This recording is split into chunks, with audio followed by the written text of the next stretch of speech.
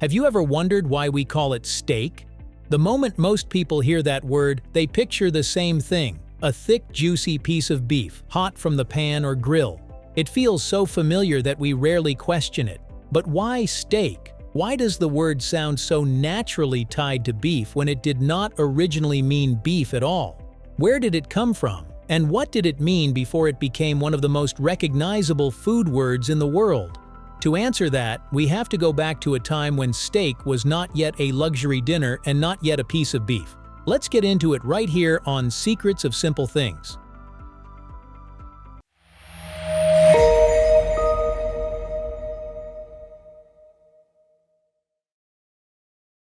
Before steak meant beef, it meant heat. Long before steak meant a restaurant dish or a prized cut of beef, it was much closer to the fire itself. Its roots are usually linked to old Scandinavian forms such as steak, a word associated with roasting, broiling, or cooking over heat. That early meaning matters because it tells us something important right away. The word did not begin by naming an animal. It began by naming a way of cooking. That makes sense in older societies. In a world without modern menus, vacuum-sealed cuts, or supermarket labels, people often understood food first through what happened to it. Was it boiled? Was it dried? Was it baked? Was it roasted over flame? Those practical differences stood out more clearly than the precise categories we use today. So at the beginning, steak was not the name of an expensive piece of beef. It was a word tied to heat, to direct cooking, to the transformation that happens when food meets fire. But words rarely stay where they begin. As people moved, traded, and fought across borders, the word moved with them. How a Scandinavian word crossed into English. Like many old food words, steak did not simply appear in English one day in its final form. It traveled. Through trade, migration, and conquest, Scandinavian influence entered England over centuries, and words came with it. In that long movement, steak gradually shifted in spelling and pronunciation until it settled into English as steak. What is striking is that even after entering English, the word still had not narrowed into its modern meaning. It could refer to a thick cut of fish, pork, venison, or other food substantial enough to be cooked and served as its own portion. In other words, the word had crossed borders, but it had not yet been claimed by beef. That is part of what makes the history of food language so revealing. A word can carry old meanings into a new country, then slowly change under new habits and new tastes. By the time it reaches us, the road behind it has disappeared. We see only the polished result, not the centuries of travel hidden inside it, and that leads to the real heart of the word, because steak was never really about one animal. It was about a certain kind of cut. The real meaning of steak: a thick slice. At its core, steak means something simpler than most people assume. It means a substantial slice meant for cooking. That is the deepest logic inside the word. A steak is not just food, it is not just meat, it is a cut with thickness, shape, and enough presence to stand on its own. It is not minced, it is not shredded, it is not reduced into a stew where it loses its outline. A steak remains visibly itself. That is why the word still works across different ingredients. We say fish steak, tuna steak, salmon steak, and now even cauliflower steak. Those uses only make sense because the original idea was never beef alone. The original idea was a thick, defined slice prepared to be cooked as a portion. This is the point where the whole story turns. The word we now hear as almost automatically beef-centered began with a much broader meaning. It named a form before it named a favorite animal. So if steak did not originally mean beef, how did beef end up taking over the word so completely? When beef took over the meaning. That shift did not happen by accident. It happened because language usually follows value. As beef became more important in the diets and social imagination of English-speaking societies, especially among people with money and access, steak began to lean more and more toward beef.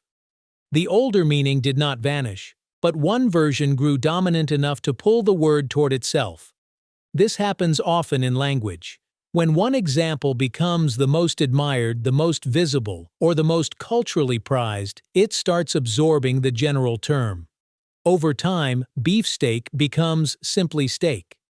By the 18th and 19th centuries, as butchers, restaurants, and meat markets became more standardized, the modern image became clearer: a premium cut of beef, thick, fast-cooked over high heat, and central on the plate. Other uses survived, but they now sounded like variations. Beef had become the default, and once beef rose in value, steak stopped being just a cut of food. It slowly became a symbol. How steak became a symbol of status. There was a time when a steak dinner meant much more than dinner. A thick cut of beef suggested access to good meat, proper tools, fuel for cooking, and the time to prepare and enjoy it. In many societies, that was not a small thing. Beef could be expensive, harder to preserve, and more impressive than simpler, everyday foods. So a steak began to signal abundance. Over time, it came to suggest strength, wealth, reward, and occasion. Even now, the phrase "a steak dinner" often sounds heavier than an ordinary meal. It feels like a treat, a celebration, a reward after effort. As meat cutting became more standardized and restaurants turned certain cuts into premium offerings, the meaning settled further. Steak was now not just a slice of food but a recognizable cultural object, thick, desirable, high value, and meant to be noticed. That is why even today the word steak sounds heavier than many other food words, and language absorbed that feeling too. A small word, carrying weight. Part of the power of steak comes from how efficiently the word works. It is short, clear, solid. When people hear it, they often imagine several things at once: thickness, heat, quality, richness, satisfaction. Very few food words do that so quickly. There is also an interesting historical echo near the word steak. Today, the two words are different, but they once stood close enough in sound and feeling to suggest something similar: weight, value, something worth holding on to. That does not mean they are the same word in modern English, but the resemblance helps explain why steak sounds more substantial than many lighter food terms. It is a small word, yet it carries more than a menu label. It carries a mood, and maybe that is exactly why the word survived, even while so many old food terms faded away. Why the word survived. For centuries, many old food words become too narrow and disappear. Others become too vague and lose their force. Steak managed to avoid both problems. It survived because it stayed flexible. The word could still apply to beef, fish, and even plant-based dishes, as long as the core idea remained: a thick cut, clearly shaped, cooked as its own portion. That gave it room to adapt across cuisines and time, but it also stayed vivid. Even when the ingredient changes, the image remains strong. A steak is still something substantial, something with structure, something meant to hold attention on the plate. That combination is rare. The word kept enough of its original breadth to remain useful, but it also gained a powerful modern image through beef. That is why it feels both old and current at the same time. So after all that history, what does this old word change for us today? Maybe something surprisingly simple. The 5-second rule for enjoying steak better. If there is a useful 5-second rule for steak, it begins in the 5 seconds before your first cut. Pause and remember 3 things. First, let the meat rest. After pan-searing or grilling, give it 5 to 10 minutes before cutting. That short wait helps the juices settle back through the meat instead of spilling out onto the plate. Second, cut across the grain.